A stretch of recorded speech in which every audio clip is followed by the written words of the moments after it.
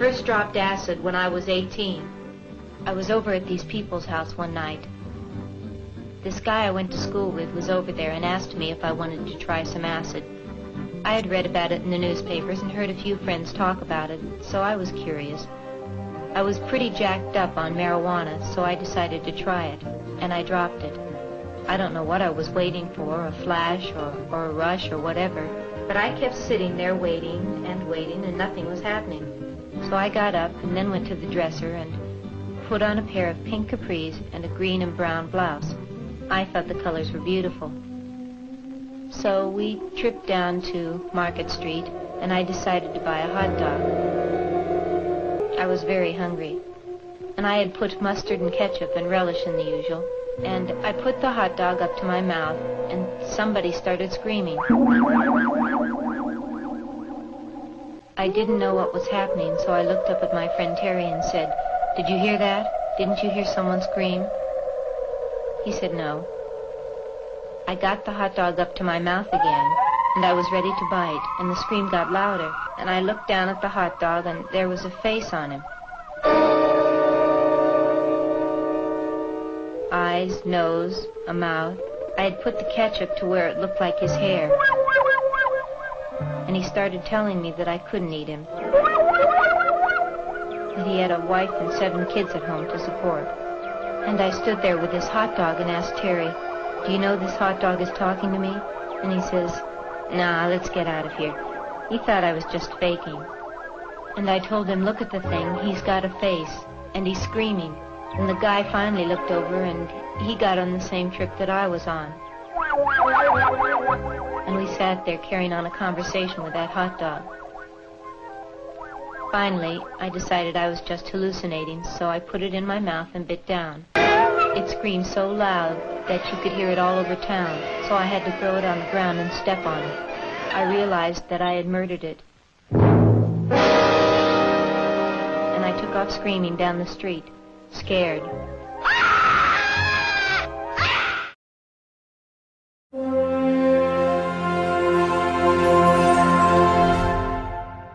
Hello, friends. What you've just heard in this hot dog murder story is one propaganda film made about the horrors of LSD. What you hear next on the show might also be seen as propaganda, but hopefully we can all meet in the middle and maybe learn something. I know I have. Now it's garbage.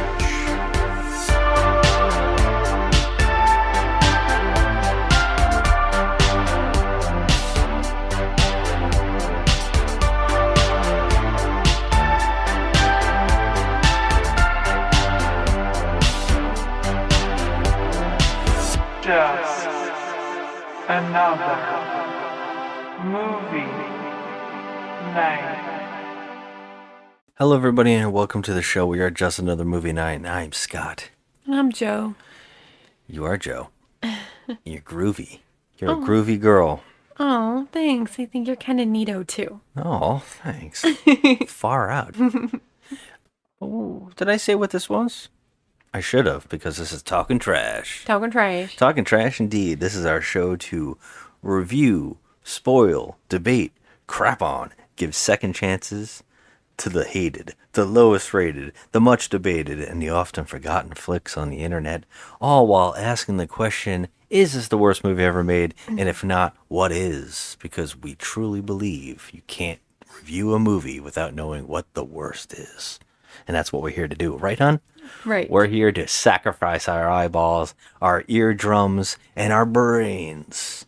I sacrificed all of that tonight. For you, the people. And what are we doing today, love? So for 5 weeks, we're going to explore 5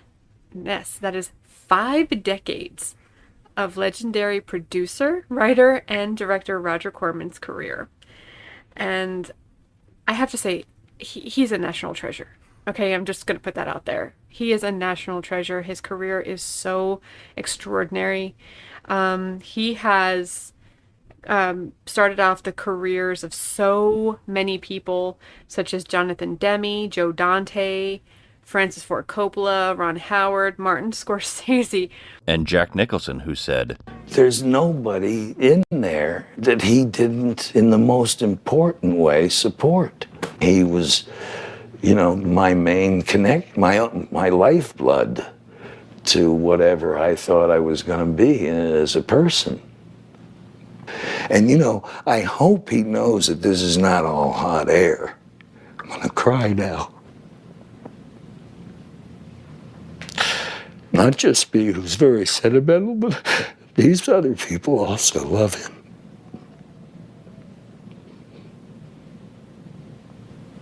Sorry. He has 944 credits on IMDb. So that's 492 as producer, 56 as director, 45 as an actor, and 10 as writer. And so this is The Trip. That's what we just watched. This is a 46th film. 46th directed film. And the reason that we ended there with a Jack Nicholson quote is because he wrote this movie. Yes, Jack Nicholson, the actor, wrote this movie about taking acid. Yes, The Trip, starring Peter Fonda, Susan Strasberg, Bruce Dern, Dennis Hopper, and some cameos and some weird extras that are all famous, like Peter Bogdanovich and Dick Miller, all in the background of this crazy, crazy time that we just had. Yeah, okay, so, all right. My question always to you is, how much money did this cost? Well, it's Roger Corman. Yep. Roger Corman does things on a shoestring budget. I'm going to say this movie cost $150,000 to make. What did you say, 150,000? $150,000. You're so close. It was 100,000. Oh, okay. Now, the biggest question, the real question, how much money did this make? I'm going to say this movie made about $30,000.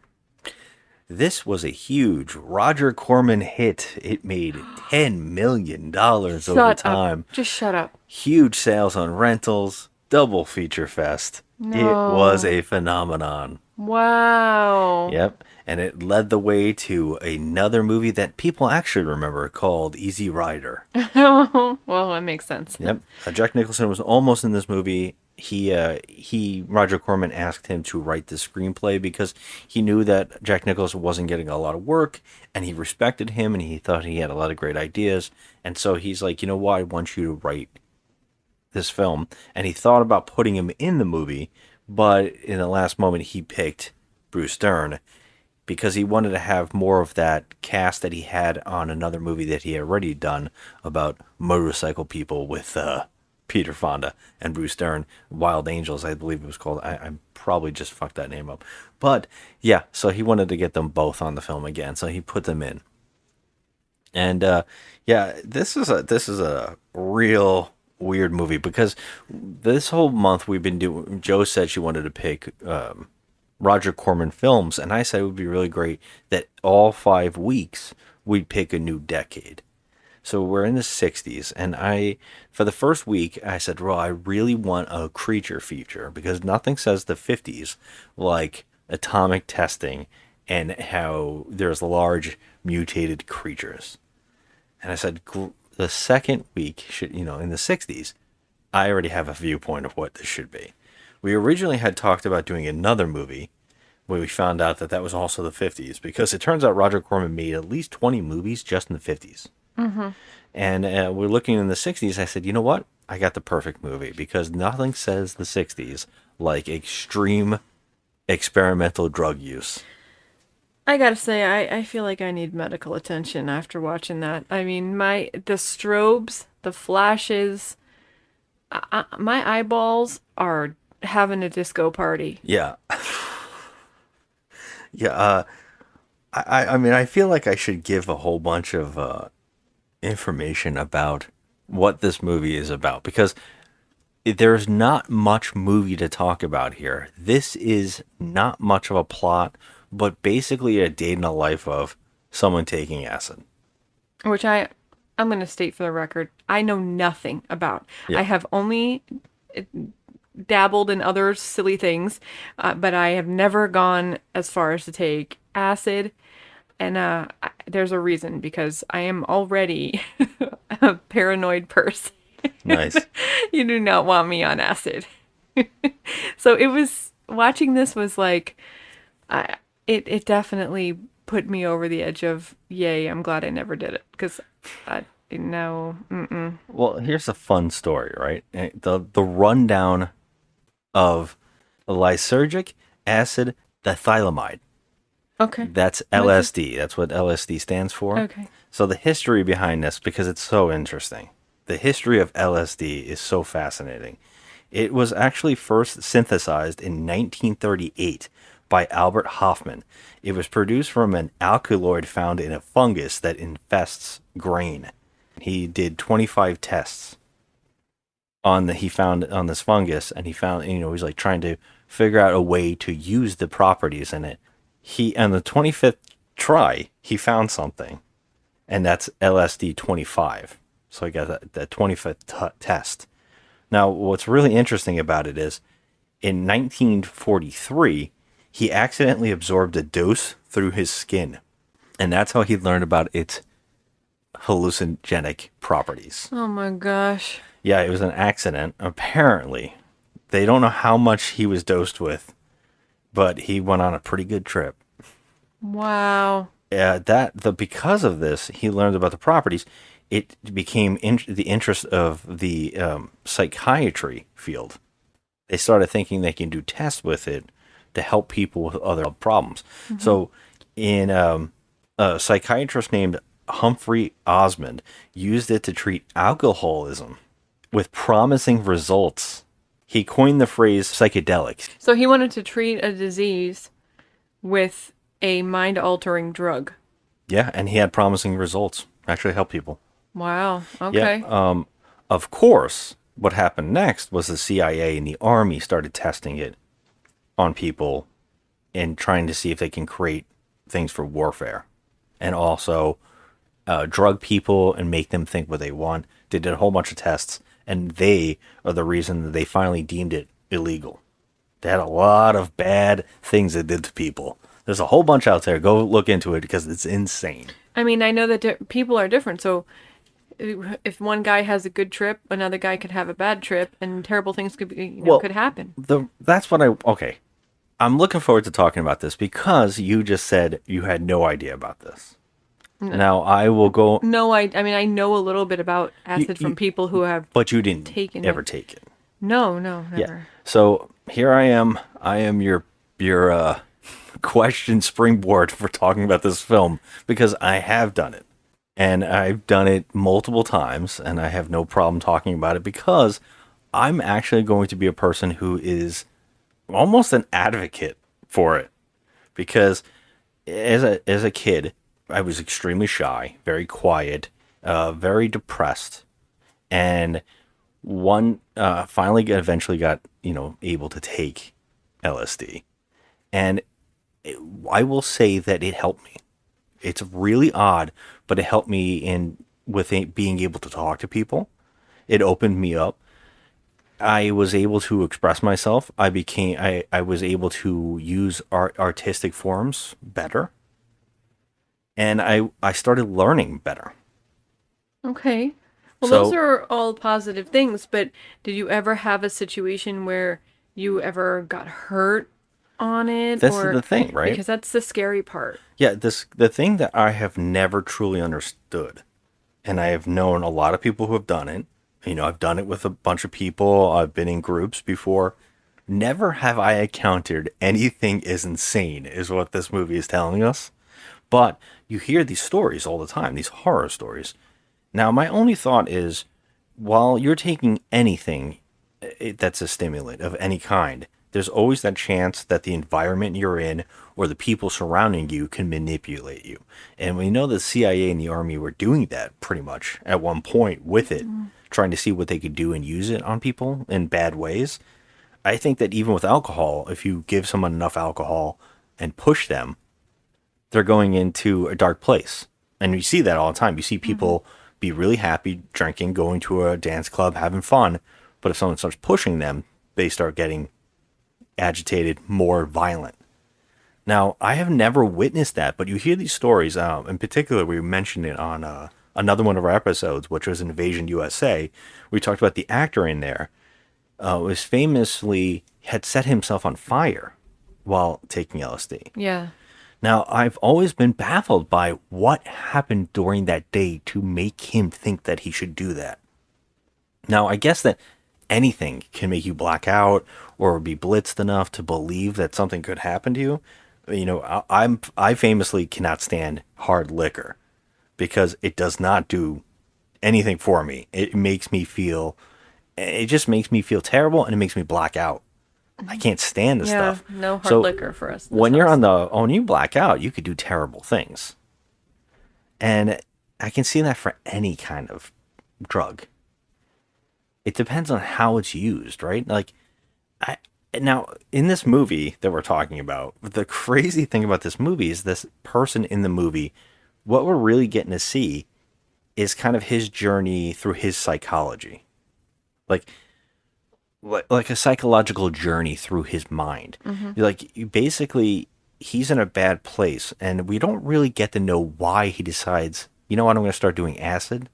Well, he's going through a divorce, and it seemed like he did. The beginning shows us that, you know, his wife he's a director, the main does character. commercials. He's a director of commercials, and his wife showed up on the set and said, "Hey, you know, you missed the court date today. We're supposed to sign the papers," and he's obviously not come to terms with the fact that he's going to be divorced. So he didn't want to show up. He didn't want to sign the papers, and so he's going through a little emotional problem.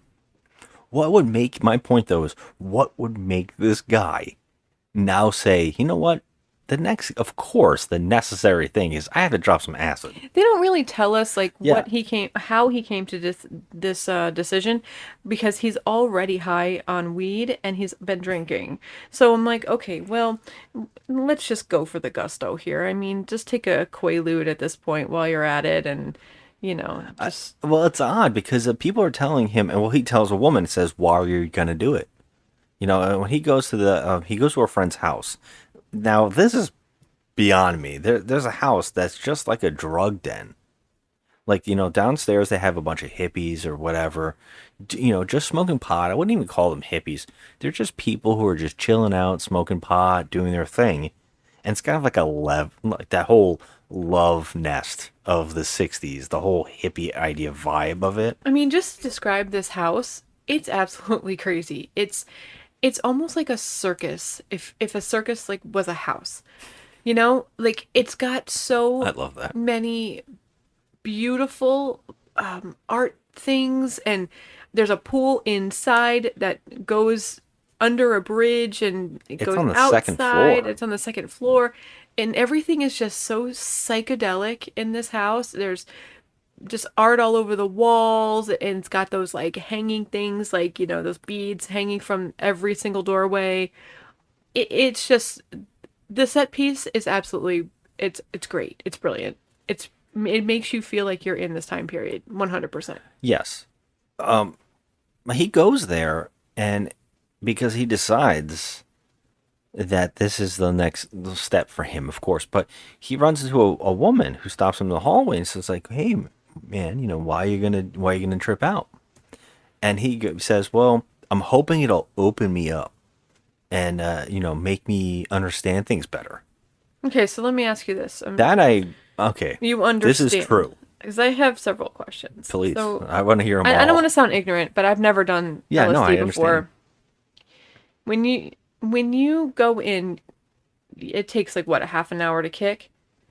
Yeah, okay. I mean, yeah. There's like a whole ride. There's like lingo for it. There's a whole bunch of like funny things that you kind of like surf it up, and it goes to a peak, and then you kind of go drift down. So I've always been under the impression, and don't ask me why. I don't know. I told you I'm very ignorant when it comes to this particular thing. And this is like pretty much the only thing in that, you know, like, you know, I've smoked a joint or, you know, some pot once in a while. You know, I have in the past. This is the only thing that I particularly ever found like fascinating or interesting. I've never particularly liked anything else. Okay, well, my question is, which is weird. I know a lot of people would say that's insane. I've never heard anything like that before. aren't you supposed to do this in like a controlled area, like an environment where, like, okay, I get it. Bruce Dern was there and he was looking after him, and I get it. So he said, "Hey, I'll be here for the whole 8 hours or whatever." Oh yeah, we Now, gotta talk about that. I have a question That's that crazy. I need to know. Yeah. Like, you're in a controlled setting, supposedly, where you can't, run out and run into traffic or hurt yourself or whatever. I've never particularly known about that.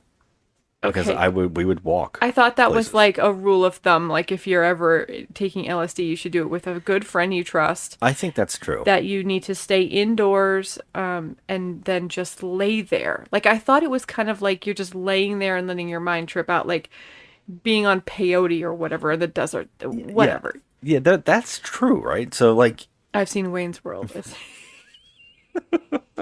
everybody's seen Jim something. Morrison's out there. Everybody's seen something that makes them believe they know exactly what this is. Right, I'm not trying It's to sound so like funny. I'm not trying to sound like an idiot. I'm just saying that, like, Didn't say you were. I feel like it's supposed to be, you're supposed to be lying down, and then just your eyes are supposed to be at the ceiling, and things are just happening in your mind. Not necessarily, but that is kind of true in a sense. Like it would be crazy. So when I particularly had done it, you would plan out the day because it can be a long thing depending on what kind you're getting. Okay, so depending on what kind. Now, can Yeah. you explain that, please? What do you mean kind? There are, at least when I was young, there were a lot of multiple versions of it. Now, by the way, I should say this. We've been together for a very long time, and I have never touched any of this stuff while we've been together. This was only like, for me, this was like high school stuff, you know? Oh, yeah, I wouldn't be letting you touch all that No, shit. I'm just saying that there was a time for it. It was when I was young. And Yeah, you were like 17. yeah, yeah, and even younger. So Well, I know that it comes in liquid form, and then you put it on paper. So what and you would- put it on your tongue. yeah, when you would buy it, there would be this sheet of paper that gets split up into what they call tabs, right? And so they soak it in the acid, and then they cut it up, and they sell a multiple. So one sheet of this paper can make like a lot of little tabs, and everybody just sticks one on their tongue, and you just let it dissolve into your tongue. And they would have different kinds, and they would say potency. But then there's also other kinds that if you find somebody who had the liquid form, they would do stuff like sugar cubes. They would take a sugar cube and soak it in it, so you'd even have more. Sugar cubes are huge. Yeah, you would just So let it melt in your mouth. that means that you'll be, what, 2 days on this thing?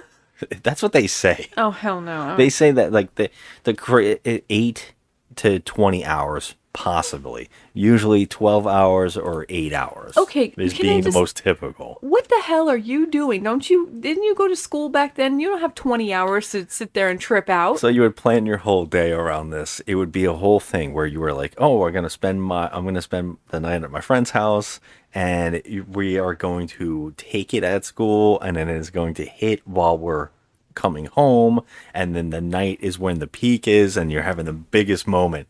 So in this movie, what's crazy is he starts tripping almost instantaneously. He starts seeing visions, and he also has what I would say is a guardian, a person who's watching this all occur, and he's not doing it.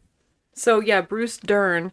Bruce he's Dern is just a just the dude watcher. in a suit jacket and a turtleneck. Okay. And he is just on board for watching this guy's trip. Now I have an issue with this because I don't know there's who no they way. are. Who are their, like, what is their, there's friends, but who are they in relation? Is this guy being paid to be his babysitter for the day? No, he said he was your friend. I'm your friend. He said it like 100 times.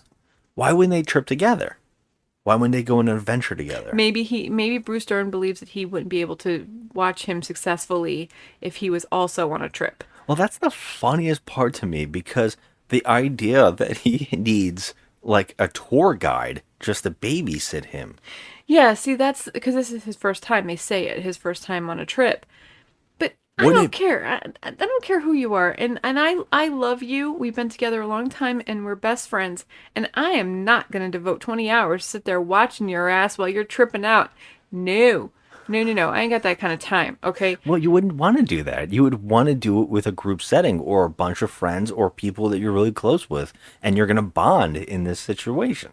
Now, is that true? Okay, so do you bond for real? Yes. Is everybody there just stripping naked and dancing No. around campfires? Because No. this is the idea I have in my head. And the fact, the sexuality stuff is a little confusing to me. Maybe it's depending on who the person is mentally, of how this is going to work for them. Maybe some people, because what it really seems to do for a lot of people, and if you read into like trials and people used to test it on patients that needed help, they said that it basically freed you up from this idea. Like it basically made you open up to the world in a way where you would be more toward yourself, more self-absorbed. You would kind of free yourself from that and kind of like just experience everything around you and see things better. Okay. Like, if you're depressed and you did this with friends and you like get this vibe of the world, you kind of feel things.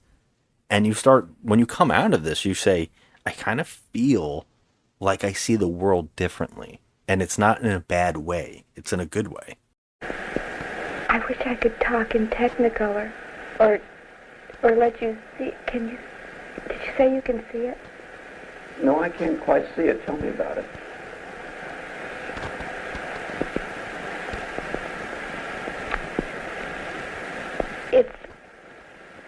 I can't tell you about it. If you can't see it, then you'll just never know it. I feel sorry for you. But I can see that maybe if you did it with a group of people and one of those people were an asshole, they could use it and torture you. And now that's why you kind of want to do it with that group in this movie. There's so this house, it's very hard to understand whose house this is and who owns it in the movie, because downstairs we have a young Dennis Hopper who seems to smoke pot in leather pants. And he's got a circle of couches downstairs where everybody's just tripping out and smoking pot. And I was like, that's where you want to go and trip. Well, that environment is going to be peaceful. I was thinking about that too. All of these people are lying down on pillows on the floor, like a harem, and they're all high as a kite. And, I guess back in the 60s, they just had these kind of parties where everyone was just laying around wasted and whatever. And I didn't get to have, when you're like a 16, 17-year-old kid and you are doing this stuff, especially in the 90s or whatever it is, we didn't have like this house, or in this movie, we didn't have the nightclub that is the discotheque from hell. I mean, I can only imagine what taking something like that would do in that setting. Mm-hmm. Either it's the best thing you ever did, or it's so overwhelming that your mind's gonna blow up. Yeah, see, that's the way I think. Like, I feel like everyone's different that takes acid, because you have a different mindset, you have a different personality. Everyone is different. So I can see, like, if someone like me would have those effects where when I say he, I mean Peter Fonda, he's on the trip here. If I had those effects where, like, I was just seeing kaleidoscopes and naked people painted up dancing and stuff. Yeah. I think that would work for me for maybe 10 minutes, and then I would be like, okay, I'm done dancing. Well, that's the thing. I can't do this. Well, when you were younger and you smoked pot or whatever, and time would go away, and you would be laughing, you'd be like, oh, time's gone. How long has it been? Sometimes it felt like it was like 3 hours and it was only 10 minutes, or vice versa, where you were sitting somewhere and like 4 hours had gone by and you were like, how the hell did I do that? Yeah. It's the same thing here. When you don't focus on anything, all that stuff goes away and time flies by so quickly you don't even realize it. It's true. When you and I smoked, we were sitting on the couch watching a movie, and I'm like, did we just watch a movie? The last time I ever did it, ever smoked pot, it was awful. Oh, it was like I went into the room to get a movie, and I I thought it was in there for 5 days. I came out and I go, how long have I been in there? And you said, like 5 minutes. And I was like, holy shit. Like, what the? I hate this. I hate this. And yeah, we should also laugh about, because we're just going on a drug talk here. This is so funny. But one of the other funny things was we tried a gummy, which I know has become more popular to help people out. But we also hated it. We just had a terrible experience. Well, I didn't. You did. I mean, I had a terrible experience because I couldn't get up off the damn couch. Like, I sat on the couch and we put on a movie and we had just eaten Dandy Donuts. So my belly was full, and then I felt it hit and I was like, I don't think I can get up. And I'm texting people. I'm like, should I go to the hospital? Yeah. Oh yeah, you started getting a headache. Well, I think got a lot a of headache. I'm like, this ain't right. I think the problem was that you got hit by paranoia. Yes, and that's what I'm saying, that about the people who are different. Like me, I don't smoke pot because I'm just already just a freaking jittery mess. Yeah, I wouldn't can't say believe you ever jittery. did. I would say I'm high strung a little bit. Like a little high strung. I get a little antsy, and I can't work through that. I can't. Yeah, it's not my thing. It always shocks me because just the fact that you ever did always interests me, because you get wrapped up in your own head.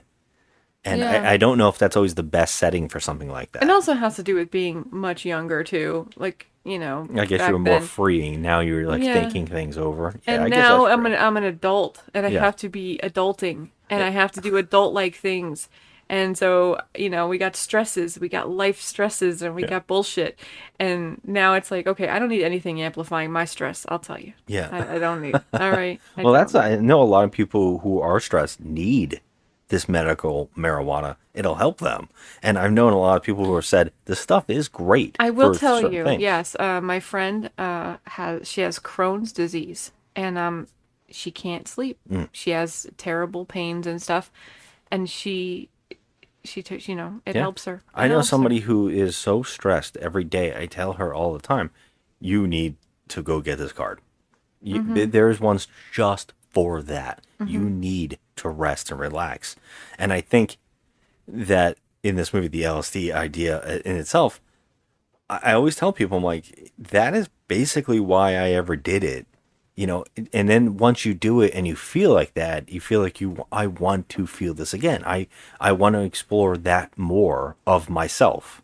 And I think that's amazing. But this movie, the reason I am so glad we get to bullshit about this, because it's so wild, is that in this movie, what happens to him is more, I think, it's so hard to understand what this movie wants to be, because now, sure, you're going to make a movie to make people feel like this is what acid feels like, or this is what this drug feels like and will do to you.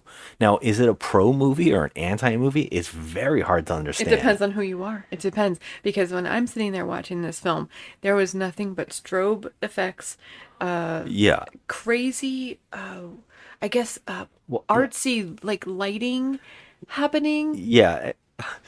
That's the funny thing. That's what I wanted to get at, because the first stuff that happens to him is the parts where I'm like, who the fuck thought this was a thing? Like, what? He literally has visions. Like, he'll be sitting there and he'll be talking about how great everything feels. And I'm like, that is real. Like, I think he finds an orange and he thinks it's the sun. And he's like, holy crap, I'm holding the sun in my hand. And he's looking out at the sky and he's like, it's so beautiful. Everything is great. And I can hear everything. You're really into some beautiful stuff, man. Just let it run on. Look at that. Do you feel that? The weight. No. The life, man. It's flowing off it like energy. Oh, it's all over my hands. It just runs down my arm. I never saw that before. Never saw this before. And it's like, that is perfect. But the moment he walks through another doorway, we start getting like scenes. that are disjointed, weird journey dreams or some sort. Yeah. Like he's being chased by the ring wraiths from like Lord of the Rings. It's like, and he also walks into like, there's a whole bunch of borrowed scenes from movies. It looks like he's in Seventh Seal, I believe. Oh, Seventh. And there's like, we see death on the side of a thing. There's like a pale Uncle Fester looking guy, but of course this is in color. I called him Count Orlok. Count Orlok. Yeah, he's walking through these scenes, and you're like, what the? Who thought? Why is this a thing? It would be more about him seeing, like, I think that Fear and Loathing gets it way better than, like, Fear and Loathing in Las Vegas is a movie that really kind of nails drug use. Yeah, I was going to actually bring that up to you. I'm glad you brought it up because I've seen that movie multiple times, and I feel like I already get that is a pretty accurate depiction of what being on drugs is like. Yes. But he was taking more than just LSD. Oh, he was on everything. What's his name again? Dr. Hunter S. Thompson. No, Dr. Dr. Gonzo? Dr. Gonzo. Okay. That's Benicio del Toro. Yes. Yeah. So it's his lawyer. Yeah, the apparently. It's very sketchy on how much of it's real and how much of it isn't. Oh my god! But whatever. So whatever was going on in that movie kind of gave me an idea of like, oh, okay, I never need to take these kind of drugs. I'm good. I mean, it was just crazy stuff. So, but the things that are happening to Peter Fonda in this movie, I'm a little I'm actually very baffled by it too, because Roger Corman he said himself, I had to take acid because I can't make a movie. Yeah, I have this whole quote here, Yeah, about taking acid if I never did it myself. So he took acid, and also the three of them, Peter Fonda and Bruce Dern and Jack Nicholson, all took acid together. So I guess they could prepare for this, I guess. I don't know. Including me, had taken LSD. I was a conscientious director. The rest of them just for the experience. And the problem was my trip was wonderful. And if we made the picture on my trip, it would have been propaganda for LSD. But Jack Nicholson, who was a good friend of mine, whose acting career wasn't going very well, was a good writer. So I knew Jack knew LSD, so Jack wrote the script. And we all had these meetings, and everybody was throwing in ideas. And finally I said, whose trip is this? And we finally said it was everybody's trip. I mean, I get it. You're doing important research, but I feel like some of these scenes, I know that they're in his own head, and like I said, everybody probably has their own trip, but it goes from one extreme to the other. So that's one of my questions for you. Did you ever have those moments where you went from one extreme to the other, where you were in ultimate bliss and ultimate joy, and then you went to freaky scary where you're like in Dracula's castle? Oh, that's the kind of stuff I'm talking about. There is a scene in this movie where he's suddenly at the Scooby-Doo mansion from the opening of the theme. And I was like, what is this? Like, yeah. And I know that this is where I was talking about it's metaphorical. Oh, this is all metaphorical idea of what's happening in his head, because the movie's really truly about him realizing, and I think that this is actually realistic. It's him understanding who he is, what the mistakes are the lie that he's living, and him coming to terms with like what is real about me. And I feel like, yeah, that metaphysical, like that whole questionnaire about yourself is a part of that, taking it, and it does make you like question and free up. But the idea of just suddenly like I'm so happy and I see the sun, to holy shit, ring wraiths are chasing me. Now, I have had experiences of like, what is that? What happened just now? Or like, oh my God, do you see that thing the way I see it to other people? Never have I walked into a room and I was suddenly at a waterfall with naked women walking around or whatever. And I feel like that's one of the weird things, is they kind of glamorized it through sex, when it's not really about that. It's mostly shedding who you are. So you never really had those moments of like extreme fear and then extreme bliss, like up and down, up and down. Because if I was in that scenario, I don't know what I'd do. I mean, that's fucked up. You know? I guess it has to do with who you're with and what you're doing, and like your mindset. Well, are you still like, are you lucid to what's happening around you? Or do you Yes. just see things? Yeah, no. Are you hallucinating? A lot of the time, hallucinations aren't a part of it.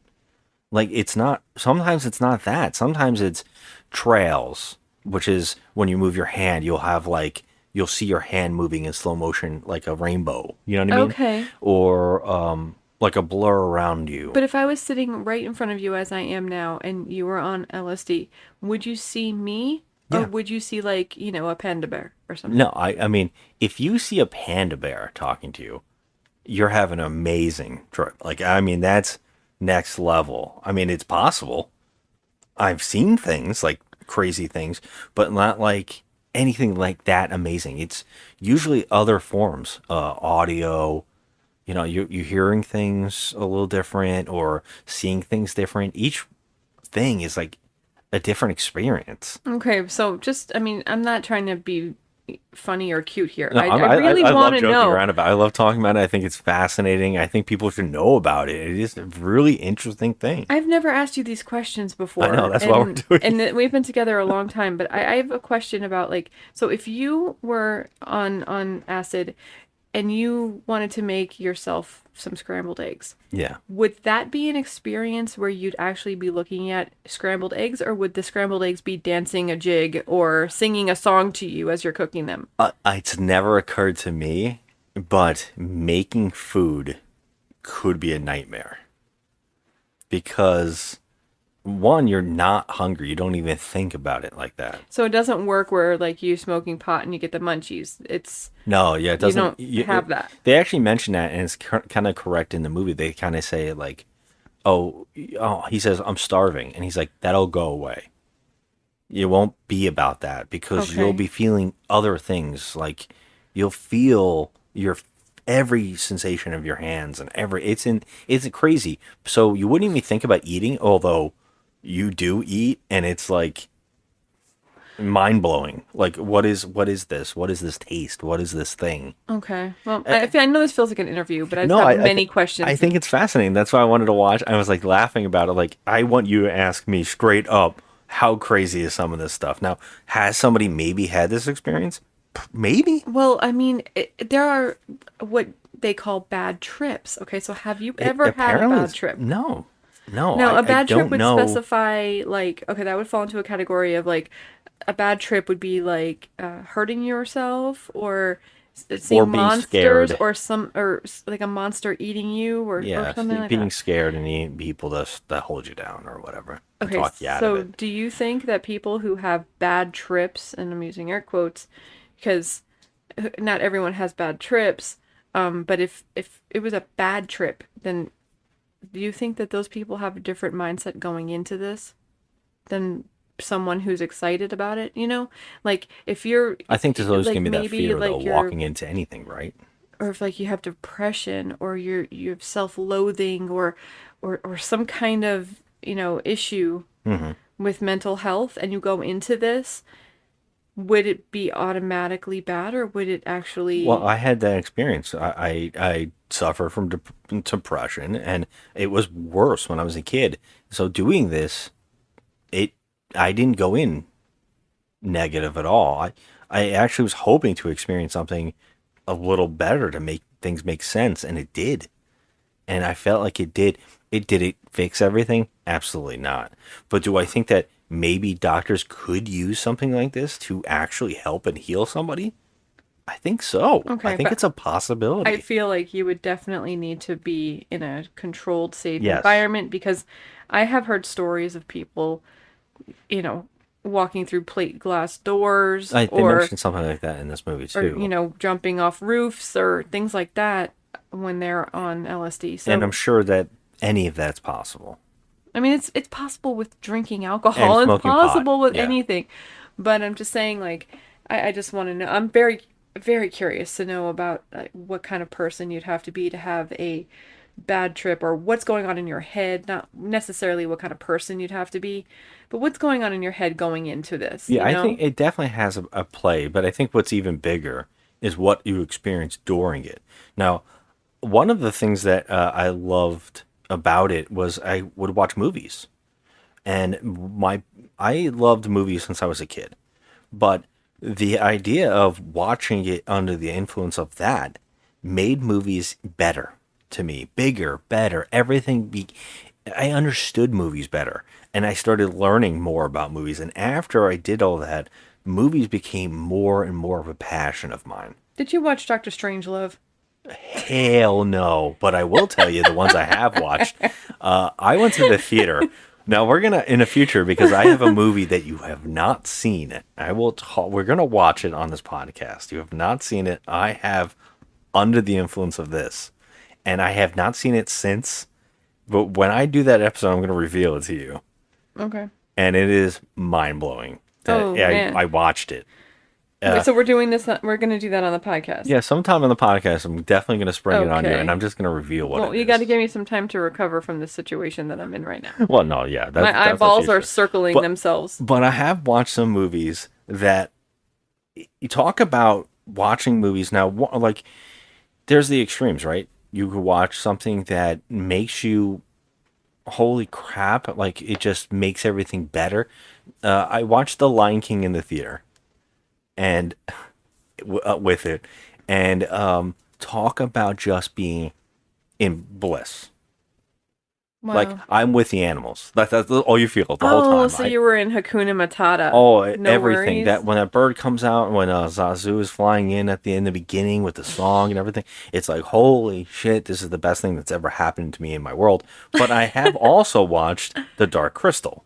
Oh. Now, talk about the opposite effect of being just, holy crap, what is this movie? Yeah, I mean, that's our childhood. So it came out a long time ago, and of course, Jim Henson, God love him, it was dark. Yeah, that was very, very grim. And you have to be pressed to tell me that he wasn't under the influence while creating that.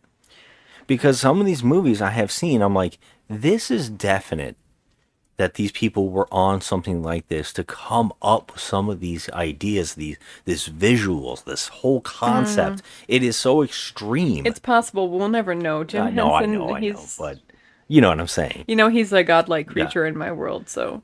But, my point was that it's that idea of experiencing art in the way where you feel the art. Like, it's so weird. But this movie, it has this idea that it is more about exploring that his guilt. So the movie really is less about LSD in the sense that it is the whole plot. It is that. It's just, you really just follow a guy for an hour and 20 minutes tripping. And it's a very I don't want to use this term, but it's mind blowing because I want to tell you, for this time period, though, Roger Corman did a great job of the visuals and the crazy lighting. And, I mean, the strobe effects did get to me after a bit. I got a headache. There's a part that's 15 minutes of a band playing. And girls painted up with their bodies dancing painted. And flashing. Dancing like go-go dancers. And everyone's just partying and just flailing around. And this is 15 minutes long. And I was like, okay, my head is just swimming right now. I can't do this anymore. Yeah. And I think it's that kind of thing that that I feel like I'm not sure what they're going for. And a lot of this is padding time. Like just trying to, like make a full-length movie out of nothing. There's no real premise here. No, there's not. It's an interesting idea if they were going to explore him coming to grips with who he is. And I think that the movie's kind of saying that. Like, the whole idea of the movie is that he does a job that he feels guilty about because he feels like a liar. But he spent most of his time doing that job and neglecting his wife. His wife fell into the arms of another man because of this, and he feels extreme guilt and sadness about it, but he covers it up. So the acid in the movie helps him realize this, and he comes to grips with it. And there's a whole bunch of weird scenes of him on trial and him seeing the woman, but it's not exactly telling you what it is. It's just showing you he's being chased by his demons. He's running from them. Yeah. It's multiple scenes of there's no rhyme or reason to any of it. It's just complete and utter chaos. Yeah. Chaos. There's a few scenes in particular I thought, okay, they kind of nailed it. At one point, he finally runs out. Now, he has a scene, like he's in this room and he can't figure out where he is. And he feels like he spiritually has left the world. And I'm like, okay, I can see this being realistic. And what he does, it uses the moment when Bruce Dern goes out of the room to get him something to drink. He runs out. And now, when he runs out, I would say that is the most realistic aspects. See, that's what bothers me. It's very realistic, so that's something that would happen to someone that's taking acid. He would just run down the street and get hit by a car. You know? Yeah, but like you said, you could do something like that on anything. That's true. But in particular, I don't think it's the running out, but it's the journey of it, like going and experiencing things. Like, what is everything? So he goes to a laundromat and just looks at laundry stuff and tries to talk to a woman there. That to me was the most realistic aspect of it. Yeah, it was very random. And he's just like, I want to get to know you. He's saying things off the top of his head because he's being genuine. Like, I'm so fascinated. How does everything work? And he's seeing like the inner workings virtually. That feels real more so than him flashing to these weird worlds. But I understand that's the plot. And at the end of the day, the end of the movie is very weird in the sense that he basically, his entire existence, he just comes to the idea of, oh, I can move on and be up with another woman.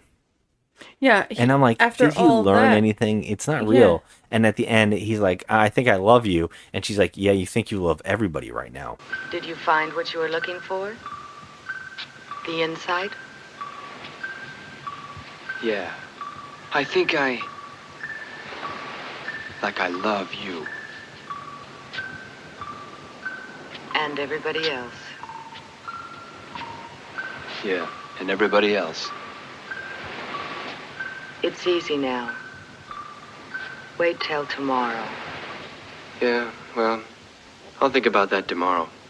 And that's the end of the movie. Yeah, so he just slept with some woman, and it, I guess the whole entire movie, it was just he was trying to escape the way he felt about, I guess, having to go through his divorce. And then at the end, everything just came together. Like, he was like, okay, I'm good. Which makes sense because he goes on the journey and the thing, but it leaves an unsatisfying movie.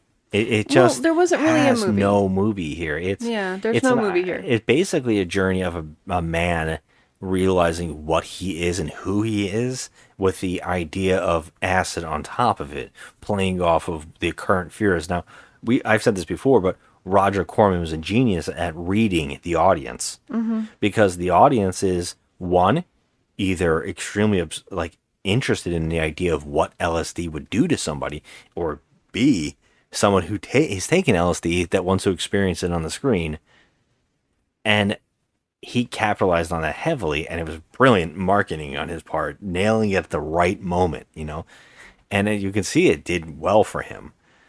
But as a movie goes, this is an experimental, quick thing that didn't need to be a thing at all. Yeah, if you've never taken acid, you're kind of just like, all right, the strobing effects are literally destroying every brain cell I've got. Yeah. And although the set pieces were beautiful in this, and, it's cool to see these dudes, all together. Dennis Hopper, just shirtless, and his leather pants the whole time was just funny. Yeah. He was just smoking weed. I mean, he didn't even really have any lines to learn. It was just, he was just being himself. Jack and I had worked together on, he was a great writer, Jack Nicholson is a great writer, but he was a terrific writer, and he had written a movie that Peter Fonda and I did called The Trip, which is the first time. Yeah, I know that one. Yeah. Roger Corman directed it, and I went out and did second unit. It was the first time I directed.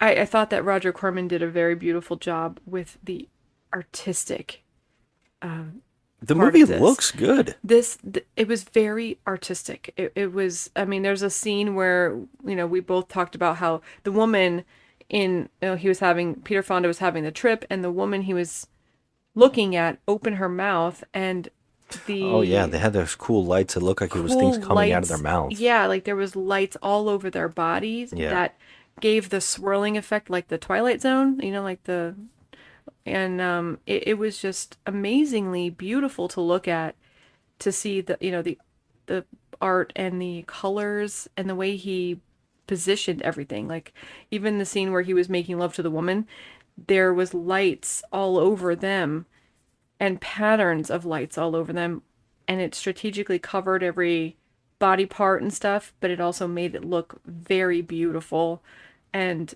tasteful, and it was gorgeous. Yeah. So All the Corman movies I've seen, this and the Man with the X-ray eyes, in particular, look the best. Mhm. Like, he had a vision of style that he seemed to, like, a lot of his movies were very rushed. Like I mentioned before, in 57 in particular, he pushed out like 20 movies. Mhm. He made so many movies so quick on a cheap budget that he wasn't really trying to do any style or anything in particular.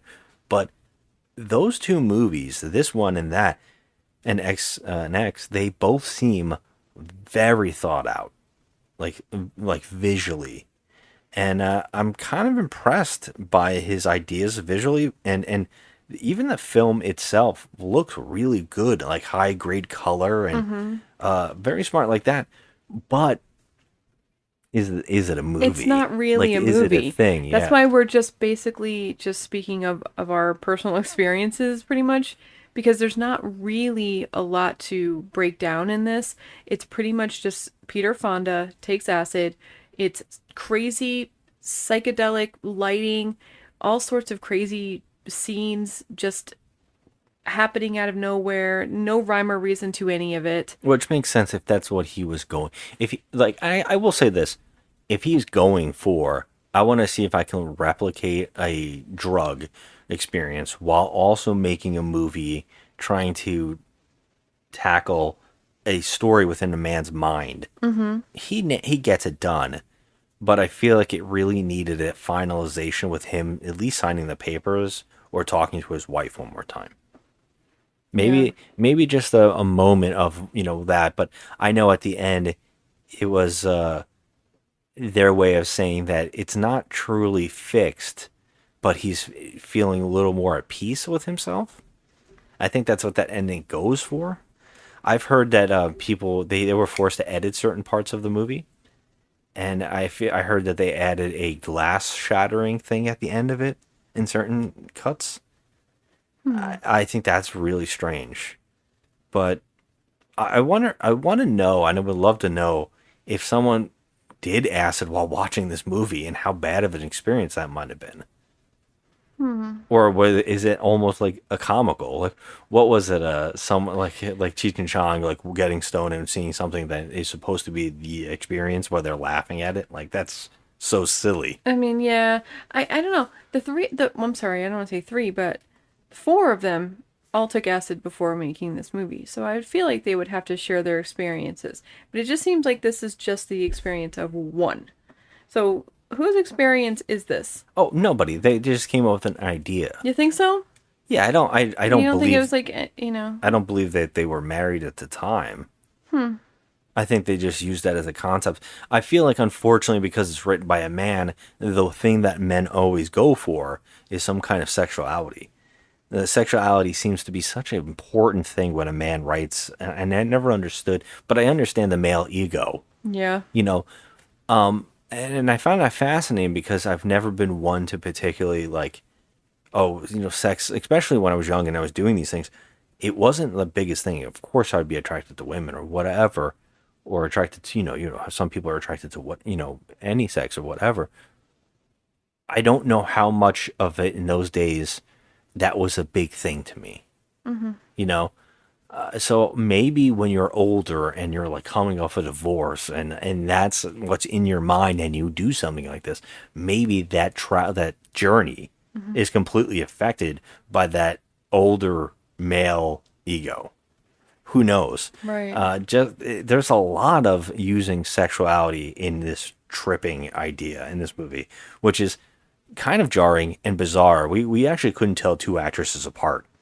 Yeah. Yeah, we were like, Lots of who's blonde who? hair. I know this woman doesn't look like that other woman, but who is this woman?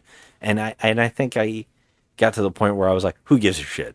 And we're just going to see flashes of them having sex with weird visuals flying all over. And I will also point this out, in the last 10, 20 minutes of this movie, we actually rewatched the whole movie. Mm-hmm. Again. They showed us what he had just gone through. Yeah. You're like, but oh, we thanks. just watched it. Yeah, so I'm thanks like, for- okay, we don't need all this. We just watched this. In flash form, too. And it's like, Yeah. holy I crap, was an like, hour in flash form. Yeah, my eyeballs are done. Yeah. Okay. And I was like, oh, I'm going to look away now because I can. This is virtually my time to go to the bathroom or get popcorn in the movie theater. I can't imagine anybody in the movie theater being like, oh, yeah. Yeah. Yeah. There's a lot of this in Easy Rider as well. In Easy Rider, there's a lot of drug scenes. Yes, but I feel like that was more of a coherent, cohesive film. Kind of, yeah, yeah. I mean, this is just, chaos. It was just pure chaos, this movie. An hour and 20 minutes worth of it. Yeah. Well, what would you give this movie if you had to rate it? Yeah, are we going to say this isn't the worst movie ever made? Still.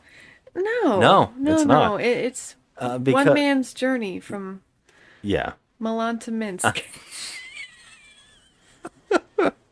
Sorry, I love that I was so watching much. Seinfeld today. Perfect. I'm giving this, oddly enough, I feel like I want to give this a higher review than I would normally. We have to say why. What are you gonna say? A 6? No, hell no. Okay. No way. It's not at that tipping point, but it's right on the needle. I was thinking about a 5. But I think that, because I think that, it did exactly what it was trying to do. It might not be like the best thing you ever watched, but I also wasn't like, this is the worst thing I've ever seen in my life. So, Well, I mean, I'm going into this as a movie lover. yes. Not as someone who's never done acid or Yeah, wants yeah. to do acid or hasn't, I have a question for you then, because you're just about to say that, and I'm sorry to interrupt. I just wanted to say, because of that, I'm even more fascinated. Do you feel like you understood some of the experience? I guess I would say that I understood that I'd never want to be part of that world. Never. It just does not appeal to me. I can look at you and we can lay next to each other and you can stroke my face and we can talk to each other, and that is more of an engrossing, Come on, Joe. endearing experience than I could have on acid. Come on, Joe. I'm going to put out some coloring books, some crayons. We're going to put on King Crimson. We're just going to sit there and color. I guarantee you're going to have a ball. I'll start seeing visions of Nosferatu. Okay, I can't. No. I'll start having Nosferatu. Yeah. No. So you didn't watch it. You knew enough that you saying that you saw the movie and you're like, okay, I understand it a little bit, Yes. but I also do. It makes me more so not want to do it. Yes. And it also gave me a raging headache because of the visuals. Yeah. Which I also thought at the same time were very beautiful. Isn't that So odd? Yeah, it's odd. I'm right? having a hard time with this one. I'm as a movie, it's very incoherent. It's just crazy. It's all over the place. I'm going to give this a 4. Okay. I thought that he did a great job directing it. I don't really think there was any special acting going on. I think that everyone was just whatever. But he did a great job directing this. That's why I'm giving it a 4. And there were some really cool visuals. It's an interesting experiment. I think we just talked on the end of the year, last year's end of the year list with the worst movies of the year we did, and you said Skinamarink, and I was talking about how that is an experimental film that's like the beginning of an idea that might grow into something better one day, like found footage films and stuff like that. And I feel like watching this movie feels almost like that, where I was watching this movie going, now versus Skinamarink, I can understand why you will loathe that. But this movie, I was like, okay, this is kind of doing the same thing. Like, what if we did an entire visual of what it's like to be on a drug? And it's like, okay, it did it. And that's why I feel like I want to give it a 5. Okay. Because doing what it did, and it's doing it decent enough. Well, because, But sorry to interrupt, but you were also a person that has taken LSD before, so you understand these visuals. And yeah, but that's the funny part is I found most of this movie laughable in the sense that it's so heightened. That's why it made me interested in who is this for? Because is this a movie to tell people not to do it, or is this a movie to tell people to do it? And that's where I came out going, maybe this is a 4 as well, because I did find him randomly running in his puffy shirt with the ring wraiths. I found it laughable. I was like, what is this? I do understand that maybe you would go somewhere in your mind a little bit while you're sitting still. And you know, another thing that made me laugh too in the opening, the first thing they do is they put a sleeping mask on his eyes. That was another thing I was going to ask you about, because we don't talk during the movie, but I wanted to ask you, like, see, that's something that I visualize. Like, you're just laying there, and you got like... I thought that was fascinating. I was like, wow, what would they do? Yeah. But wouldn't it be unhealthy to reveal the world to a person after they're already high into it? You know, like, okay, so they're playing, you know, when you close your eyes, sometimes you already see lines and lights. You know, there's a whole thing where your eyes are adjusting to the dark of your eyelids closing, right? And you see things like, you know, this is just like blinking or lights or flashy things, or, you know, like that. That's a normal thing that happens to your eyes. And I was like, well, what would that be if you were even more heightened? Why? But also, is that unsafe? That seems very oddly bad to do, to not have someone just pop into the world while they're already high. And I kept laughing about it. I'm like, that's fascinating. I'm 100% opposed to the whole LSD trip. Yeah, I am not on board for it. It's interesting. I'm so intrigued by the idea that someone thought about it and tried to use it to help people. And I wonder, is it another one of those things like marijuana is, where we know there's benefits and it can help people, and they just for so long denied it. And instead, here we are on prescription drugs, so heavily trying to mask things that maybe marijuana or LSD at one point could have helped. And it's kind of like insane to me. It's working for a lot of people. I mean, look at Willie Nelson. He's about 287 years old, and he's kicking. Yeah. He's still on tour. Bob Dylan and Keith Richards are still alive. So, I mean, something's up. Right? Bob Dylan and Keith Richards? Yeah. Like, that's insane. My God. So, I mean, I feel like there is something to it. And I'm always wondering what ifs. Like, what if this was something they focused on, they found, you know, they experimented on enough to have it a safe environment and help people. And what could that world have been if we actually used things properly instead of always as a weapon? Yeah, true. Or, you know, and that sucks. You know, you hear about the bad trips and you wonder how many of those things are even heightened. Because, you know, have someone ready, you know, whatever. And I've said this before, I've had worse effects on hard liquor than I have on acid. So that's kind of mind-blowing if you think about it in those terminologies. So, I mean, I'm always so interested in it. This is why we drink IPAs. I'm happier for it now. I do enjoy my beer. But I mean, he accomplished what he set out to do, I think. Like I said, I'm giving this movie a 4. You're going to give it a 5? I think I'm going to head toward the 4 as well. The 4? Okay. Well, I could not find any 10-star reviews, so... It's a shock. My segment here of why we can't have nice things is basically just going to be a 1-star review that I found. And this is, Glad I Was Never a Hippie. This is a film where the conflicting intents of the creative agents behind it really jar the viewer's sensibilities. Fonda, Hopper, and Nicholson wanted to make an arty film favorably depicting an acid trip. They would explore this more fully and more maturely in Easy Rider. Roger Corman wanted to make a flat-out exploitation film, pure and simple. The sex scenes are the best he ever did. Montage editor Dennis Jacob was given free rein and borrows heavily from the work of underground filmmaker Kenneth Anger. It says, you can't get 3 more opposed aesthetics at work, and this film is the result. That's a fascinating. I mean, he's well versed. He knows exactly what he's talking about in the references, and that's great. And I think he nails that.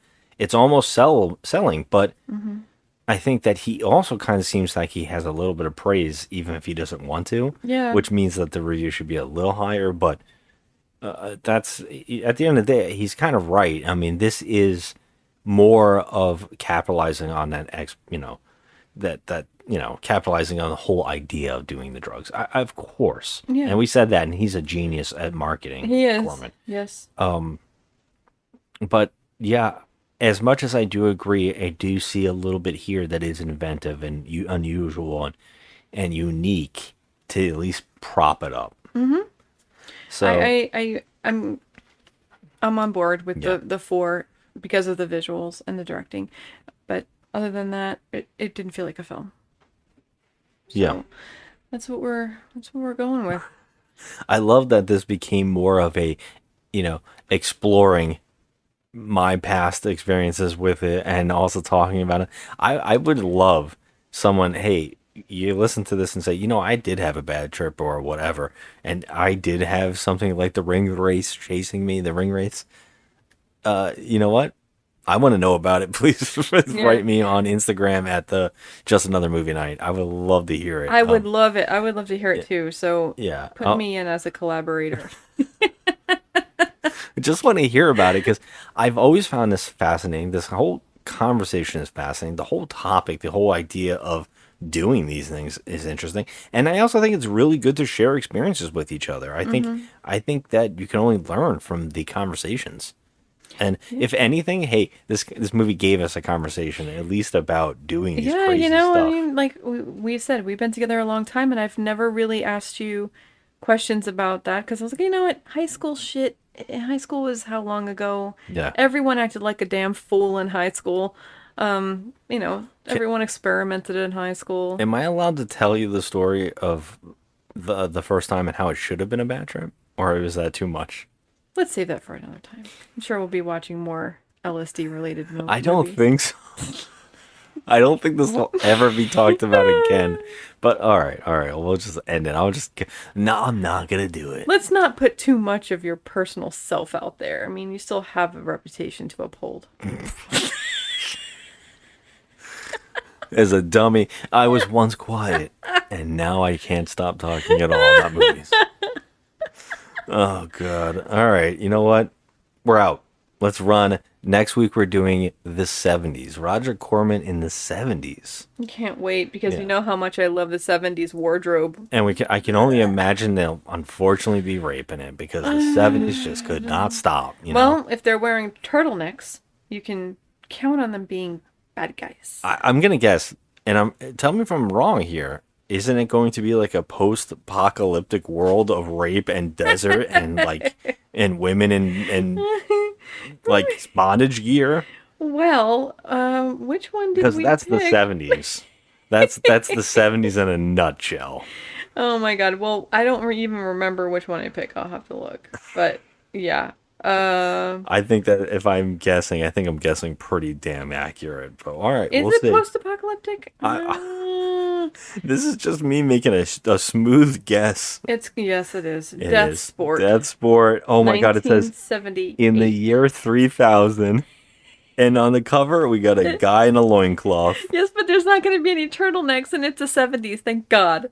All right, no turtlenecks and no corduroy pants. Oh boy, God David bless Carradine. him. Let's go do it. Oh no, Carradine. Carradine's outlawed in this house. And it's gonna be his. Let's get out. Let's get out. All right. Thanks for listening, everybody. Have a good one, and peace.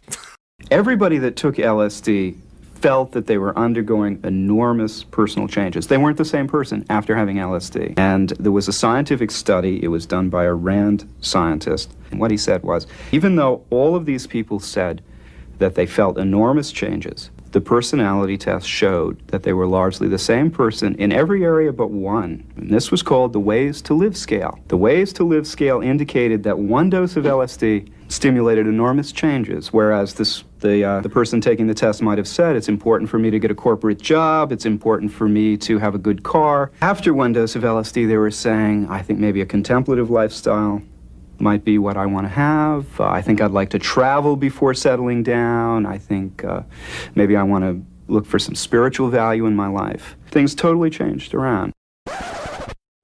Hey, kiddies, gather round. The man with the goodies is here. Here's a little beauty from me to Udy. Just inhale and sniff. It is aeroplane glue. Oh, one whiff, man, and Isn't it true that sniffing glue can damage your liver and kidneys? Cool it, kid. Look here. Amphetamines, bennies, dexies, meth. They say amphetamines can cause something like schizophrenia. Schizophrenia. In most cases, it does not last. Cool it, kid. Now for the barbs. Neato, nice, ease it down at us. Withdrawal from barbiturates can cause Will convulsions. you convulse yourself out of here? Grass. Anything wrong with pot? They're not sure yet. They just started studying about it. Worry wart.